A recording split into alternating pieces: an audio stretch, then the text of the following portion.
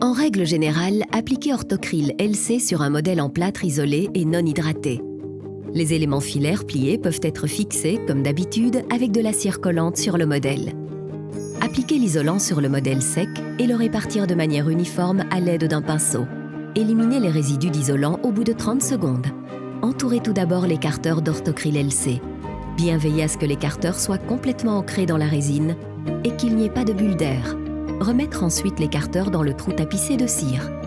Appliquez Orthocryl LC jusqu'à ce que l'appareil présente la forme et l'épaisseur souhaitées. Maxillaire environ 3 mm, mandibule environ 4 à 5 mm. Une fois la fabrication de l'appareil achevée, le faire durcir dans l'appareil de photopolymérisation.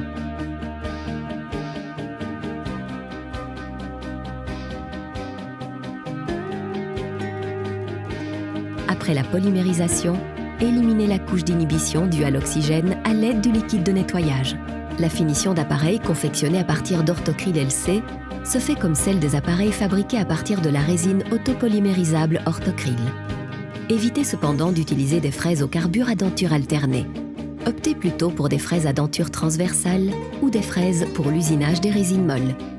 Pour le pré-polissage, utilisez des polissoirs en silicone ou du papier abrasif, ensuite de la poudre de ponce et des brosses à polir. Pour plus de brillance, utilisez l'agent de polissage Edelweiss ainsi qu'une toile à polir. Orthocryl LC se prête à la fabrication d'appareils orthodontiques amovibles et fixes.